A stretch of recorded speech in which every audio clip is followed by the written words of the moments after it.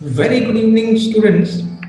This is another video session or short video session for the examination preparation. In this video, let us quickly talk about some important topics which are very essential to study for this basics of tourism and maybe helpful for the examination purpose also. So first of all, we'll talk about the types and forms of tourism. Types and forms of tourism is basically the tourism allied terms which are basically being decided on to the distance between origin and destination, or distance between the tourist and the available destination. Mainly types are being derived through.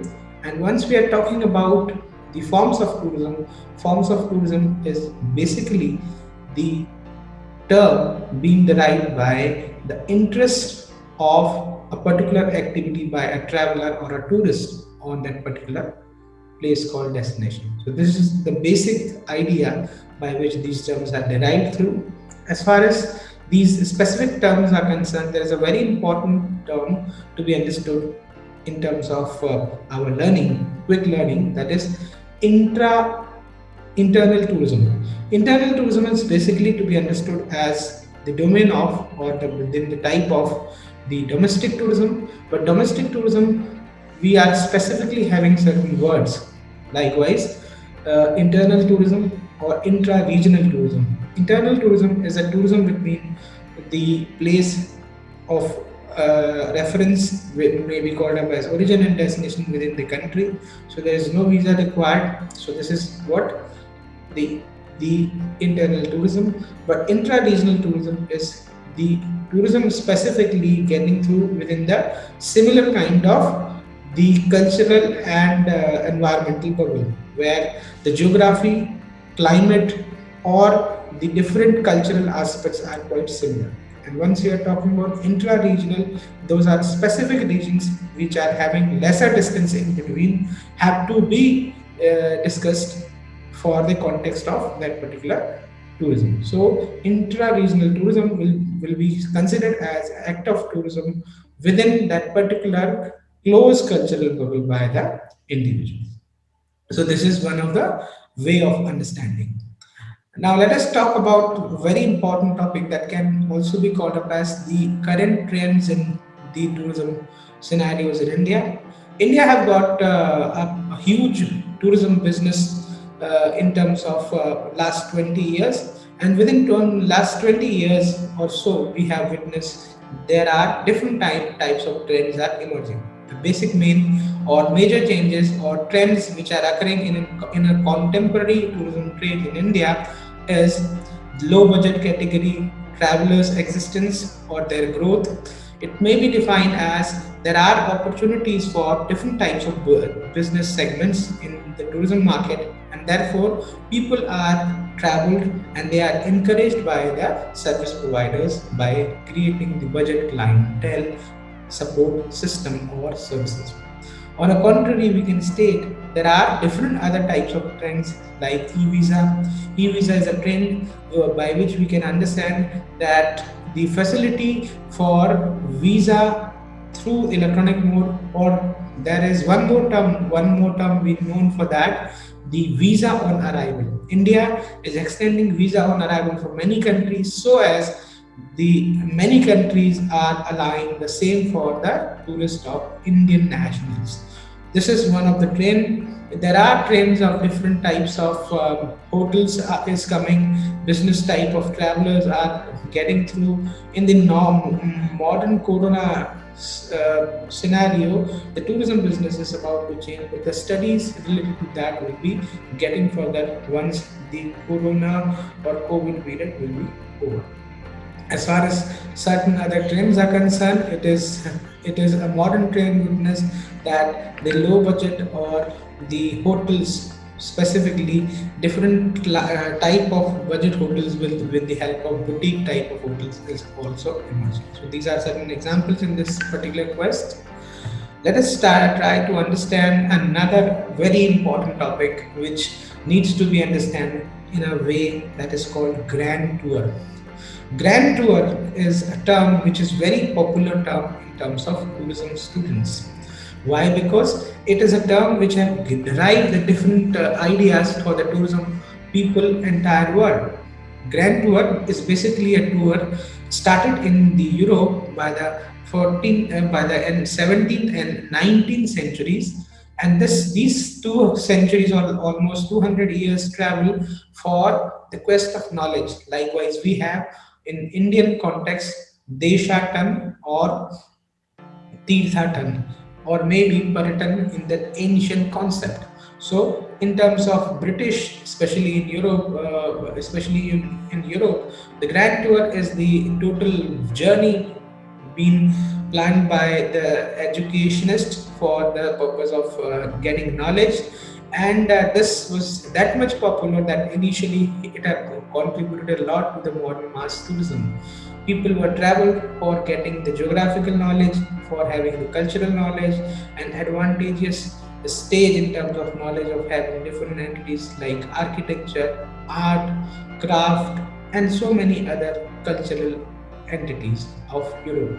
So Grand Tour was famous, and further after the existence of Grand Tour, there are different type of travelers patterns being witnessed in the Europe, and that have created a trend in the tourism market so on. So this is a criteria by which we can understand the same. Then it comes to the when it comes to the trends of tourism, there are historical trends, but modern trends are different. So historical trends can be called up as the trend of different reputation, and these trends are nothing but they are the trends of highest reputation. These are the historical development cause. So let us have a small discussion on that. We need to understand what was the historical development of tourism. For that, we shall be able to come up with a small presentation. So I am getting it through, and I will try to give you some wonderful ideas into it. So let us talk about what is the important or how does history of tourism have been benefited by those acts. Students, earliest form of tourism was found in leisure form according to Babylonian and Egyptian empire. So this is one of the fact by which we can understand leisure is an activity of the ancient travel or tourism region also. Museum of Historic Antiquities was opened in the public in 6th century BC by in Babylon, while the Egyptian held many religious festivals, attracting people for visiting one to the another place. Local towns accommodated tourists by providing services such as vendors, food, drinks. So these are the certain historical examples of tourism getting done. On the contrary, if we talk about Indian subcontinent or Indian civilization, we have witnessed many changes like the people were travel for their special spiritual purpose, religious purpose, and they've been accommodated by the name of the ruler. Ashoka and Bimbisar and other rulers are named a few by which we can understand there was a great importance of historical evidences in terms of India as far as tourism or traveling is concerned. Let us talk about 1600 BC and thereafter. The earliest form of leisure tourism can be traced by the back of Babylonian, as we have already discussed. In India, Brahmins, mainly the Adi Shankaracharya or rishis, they were travel for the religious purpose for the Vedic arts of understanding common folklore and so on. There are different examples of different religion contexts in India by the name of the Buddhism and other religions, especially Jainism, for which many ancestors of Buddhas or disciples have traveled for different type of different types and place by which we can understand this was really the cause of travel at that particular point of time. 500 BC, the Greek civilization have introduced so many insights for the tourism development.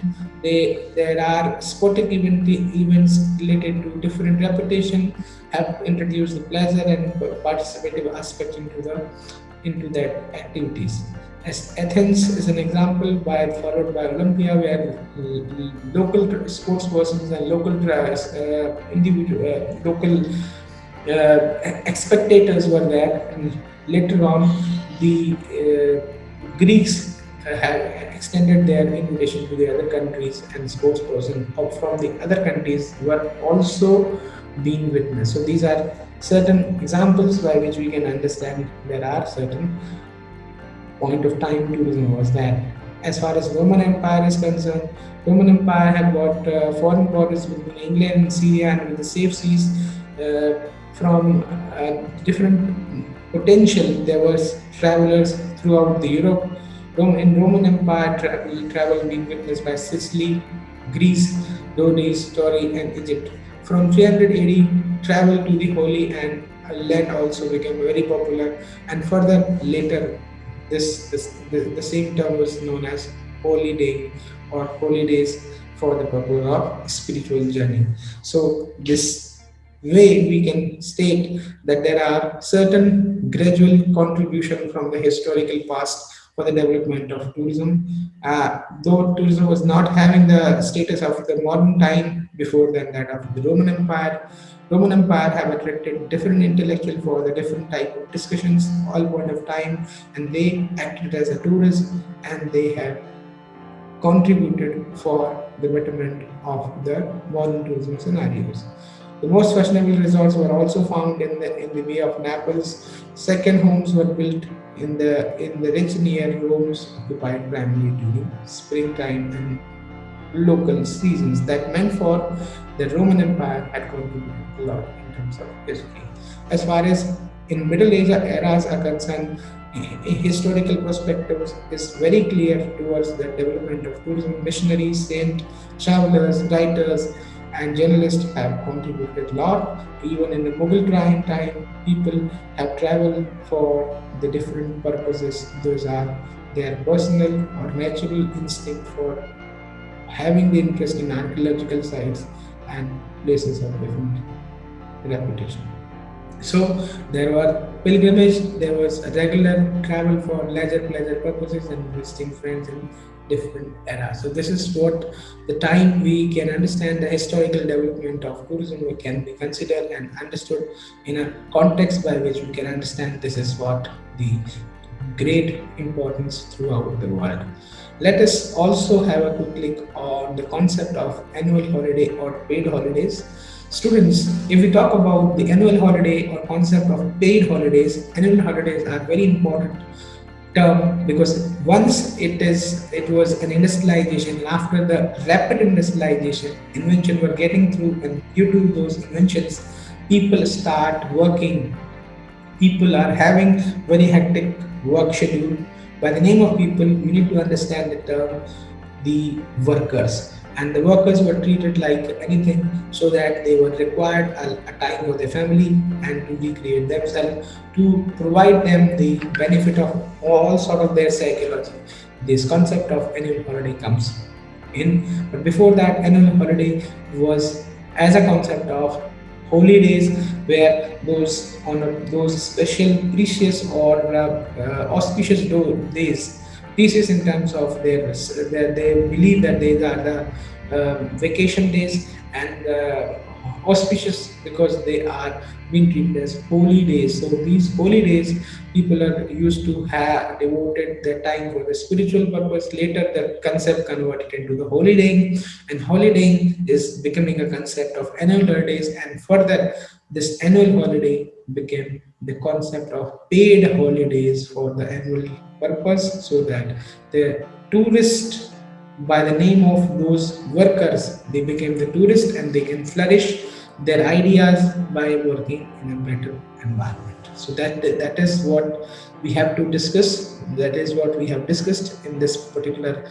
special YouTube video session for your learning. I believe you have done well with this videos, try to have a look in your your description box, and please answer the questions which you can do for the betterment of your own profession. I hope you're liking these video sessions, and these video sessions will definitely help you out for learning the tourism or basics of tourism better. We will be able to come up with new ideas and new type of videos for that. Till then, watch those videos, enjoy, and learn the session. It's good evening for now. Thank you.